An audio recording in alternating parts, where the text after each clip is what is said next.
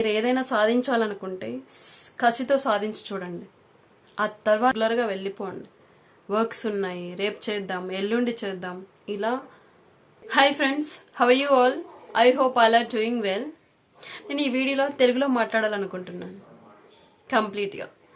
నేను ఎందుకు ఇంగ్లీష్ నేర్చుకోవాల్సి వచ్చింది, ఎందుకు యూట్యూబ్లో వీడియోస్ పెడుతున్నాను, అంత క్లియర్గా ఈ వీడియోలో మీకు చెప్తాను. ఫస్ట్, నేను కంప్లీట్గా తెలుగు మీడియంలో చదువుకున్నానండి. Government school and Telugu medium, government school and government college. So కంప్లీట్గా తెలుగు మీడియం.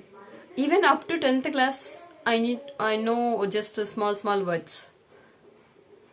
సో నాకు అప్పటి వరకు ఇంగ్లీష్ అంటే ఇంపార్టెన్స్ కానీ ఏమీ తెలియదు అసలు. నాకు క్లియర్ గైడెన్స్ ఏం లేదు. జస్ట్ చదువుకున్నామా, మంచి మార్క్స్ వచ్చాయా, ఫస్ట్ ప్లేస్లో ఉన్నామా లేదా, ఇలా ఆలోచించేదాన్ని. నా మైండ్ సెట్ అంతా ఓన్లీ ఫర్ మార్క్స్. 10th అయిపోయింది. Inter also Telugu medium in government school, government college. And after that I joined in degree college. It's a private college only, but based on the scholarship on. Completely English medium andi. చూడండి ఎలా ఉంటుందో.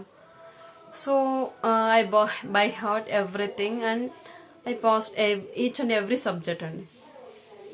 I got good marks also. ఇంగ్లీష్లో చదివేదే కానీ subjects, English communication is importance అనేది తెలియదండి. English అంటే ఇంత importance ఉండేది అసలు నాకు అప్పట్లో ఏమీ తెలియదు. చదువుకున్నామా, ఎగ్జామ్స్ రాసామా, మార్క్స్ వచ్చాయా, దట్స్ ఇట్. నా మైండ్ సెట్ టోటల్లీ అలానే ఉండేది. నాకు ఒక క్లియర్ గోల్ లేదు, ఏ వేలో వెళ్ళాలో తెలియదు. ఎందుకంటే నాకు సరౌండింగ్స్లో తెలిసిన వాళ్ళు ఎవరు లేరు, గైడెన్స్ ఇచ్చేవాళ్ళు లేరు. సో అలా వెళ్ళిపోయిందండి. ఆ తర్వాత ఎంసీఏ అయిపోతానే, డిగ్రీ అయిపోతానే ఎంసీఏ జాయిన్ అయిపోయాను ఎస్వి యూనివర్సిటీలో. Same regular process only. Exams అయిపోయాయి, ఎంసీఏ ఆల్సో అయిపోయింది. సో నెక్స్ట్ ఏంటి ప్రాసెస్? జాబ్. సో నేను హైదరాబాద్కి వచ్చేసాను. హైదరాబాద్లో చూద్దాం ఇంటర్వ్యూ ఎలా ఇస్తానో చూద్దామని చెప్పేసి ఒక టెలికాలర్ జాబ్కి వెళ్ళానండి. ఓపెన్గా చెప్తున్నా, జస్ట్ స్మాల్ టెలికాలర్ జాబ్కి వెళ్ళాను ఫస్ట్. అక్కడ ప్రతి ఒక్కరూ అడిగేది ఏంటి question? Only one question, introduce your self కదండి.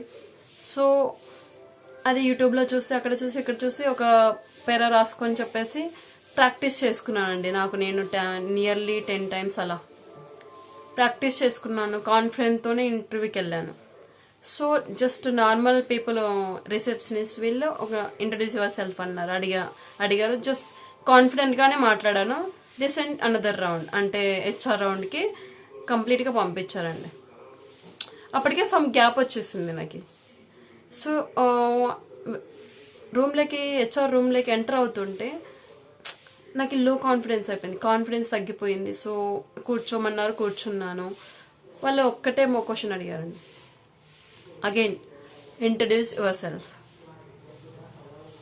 సో అక్కడ ఏమైందంటే నా పేరు మాత్రమే చెప్పగలిగానండి. కింద చెప్పాను, టోటల్ 1 minute దాకా మాట్లాడగలిగాను. కానీ పైకి వెళ్తూనే సో నాకు కాన్ఫిడెన్స్ లేదు, నాకు భయం వేసేసింది, ఇంకా మాట్లాడలేకపోయాను. Because of less communication skills. అక్కడ ఏమైందంటే 1 sentence చెప్తాను, తర్వాత మళ్ళీ మర్చిపోతాను, మళ్ళీ గుర్తు చేసుకొని మళ్ళీ చెప్పడం, ఇలా ప్రాసెస్ 5 minutes 1 hour 50 seconds అలా జరిగిందండి.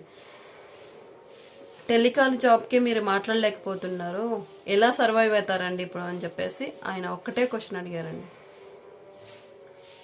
ఇంత లెస్ కమ్యూనికేషన్ ఉంటే కుదరదండి, లీవ్ తీసుకోమని చెప్పేసారు face to face. So at that moment, at that situation, can't bear it అండి. రియల్గా చెప్తున్నా, వచ్చాను, ఆ మైండ్లోంచి ఆ థాట్ వెళ్ళట్లేదండి. అతను అన్నది రివైజ్ అవుతుంది, అసలు తిరుగుతోంది నా మైండ్లో.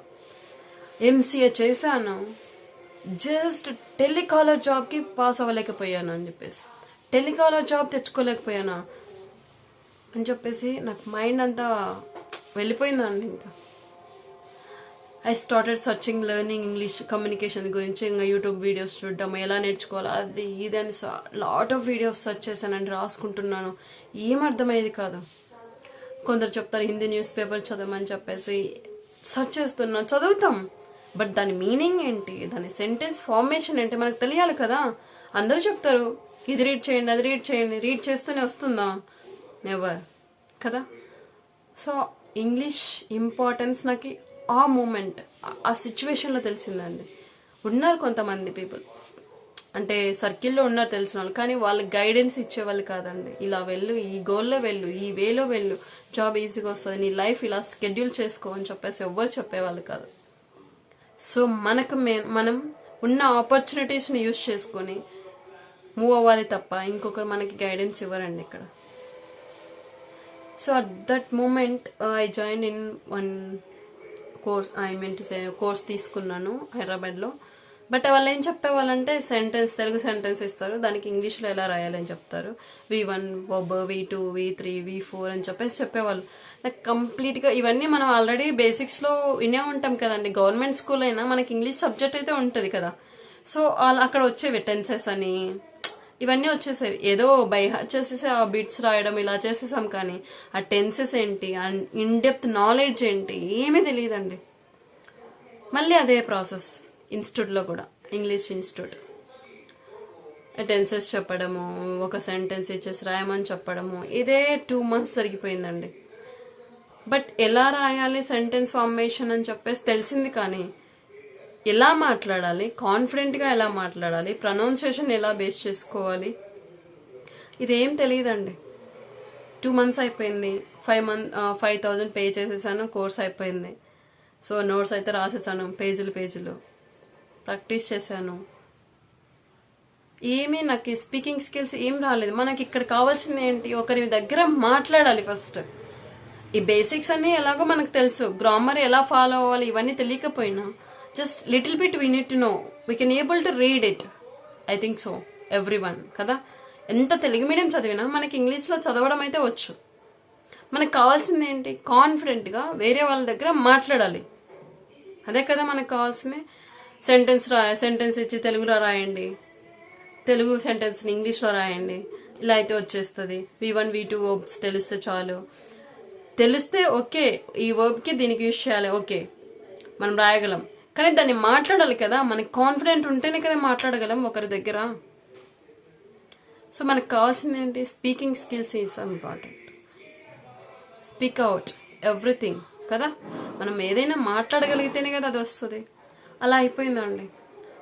సో దెన్ ఐ రియలైజ్ అయిపోయింది అక్కడికి. బికాస్ ఆఫ్ సమ్ ఎటిక్ స్కెడ్యూలో, లేదంటే సమ్ వర్క్స్ వల్ల ఇంటికి వచ్చేసాను విలేజ్కి. అగైన్ 1 month 2 months బ్రేక్ పడిపోయింది. సో కొద్దిగా గొప్ప నేర్చుకున్నది కూడా ఎంటీ మైండ్ నా, మళ్ళీ ఎంటీ అయిపోయింది నా మైండ్. అగైన్ మళ్ళీ ఎంటర్ అయిపోయింది నాకు ఇంగ్లీష్ ఇంపార్టెంట్, ఇంత వేస్ట్ చేశాను టైం అంతా అని చెప్పేసి. ఇంకేం చేయాలి, again I started reading and text books, Hindi news paper. ఎప్పుడైతే ప్రాక్టీస్ చేస్తానో then I can able to get the confidence and some sentences. But ఎప్పుడైతే మళ్ళీ స్టాప్ చేస్తున్నానో అప్పుడు నాకు ఆ కాన్ఫిడెన్స్ పోతుంది, అంతో ఇంత నేర్చుకున్నది కూడా పోతుంది. ఓపెన్గా చెప్తున్నా. సో ఏం చేస్తున్నా, స్టార్ట్ చేస్తున్నాను, 2 months or 3 months ప్రాక్టీస్ చేస్తున్నా, సమ్ నాలెడ్జ్ అట్లీస్ట్ 10% నేర్చుకుంటున్నాను. అగైన్ స్టాప్ చేస్తున్నా because of some hectic schedules or some other works. లేదు నాకు ఇది రాదు అని చెప్పేసి, నాకు ఎవరు ప్రాక్టీస్ చేసుకోవడానికి ఎవరు లేరు నియర్ బై, నాకు హెల్ప్ చేసే వాళ్ళు లేరు, సో ఇది నాకు రాదు అని చెప్పేసి ఇలా వదిలేస్తున్నా. దీన్ని ఏం చేస్తున్నా, 1 month 2 months తర్వాత అమ్మ ఎంత పని చేశాను, అట్లీస్ట్ ఇప్పటి వరకు నేర్చుకుంటే కాన్ఫిడెంట్గా మాట్లాడదాను, ఇలా రియలైజ్ అవుతున్నా. సేమ్ ప్రాసెస్, స్టార్ట్ చేయడం, స్టాప్ చేయడం.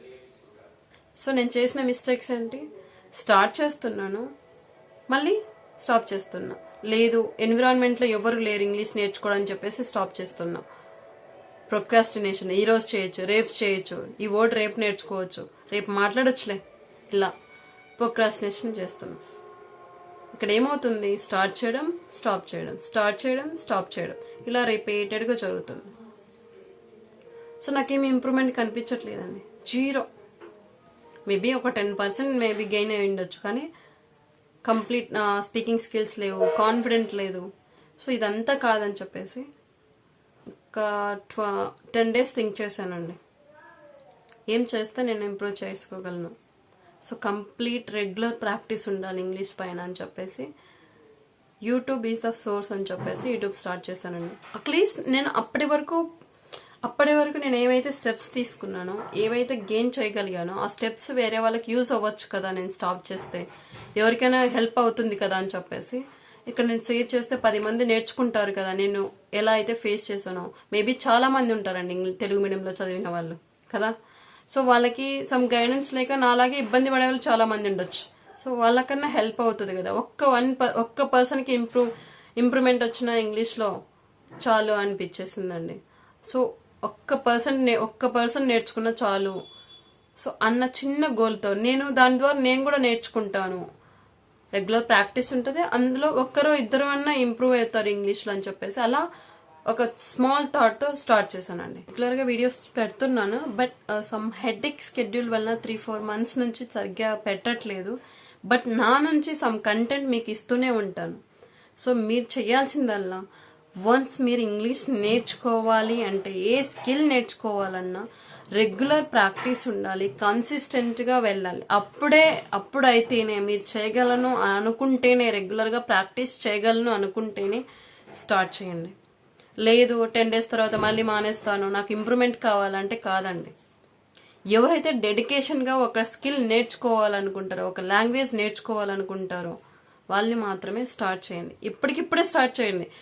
ఎందుకంటే ప్రతి ఒక్క మినిట్ 1 minute ఆల్సో ఇంపార్టెంట్ అండి మన లైఫ్లో. ఎందుకంటే ఫర్ సపోజ్ నేను జాబ్ చేస్తున్నాను, 1 minute నేను బైపాస్ దగ్గర లేకపోతే నేను బస్ మిస్ అవుతాను. సో 1 minute లేకపోతే బస్ మిస్ అవుతాను. అర్థమవుతుందా? బస్ మిస్ అవుతే I need to go by RTC bus. RTC బస్సులో వెళ్ళాలి. ఆర్టీసీ బస్సుకి వెళ్ళాలంటే అక్కడ నుంచి మళ్ళీ అక్కడికి వెళ్ళాలి, ఆటో వెళ్ళాలి, అక్కడ నుంచి కాలేజ్కి వెళ్ళాలి. కాలేజ్కి లోపలికి నడవాలంటే 1.5 kilometer నడవాలి. సో ఇదా ప్రాసెస్.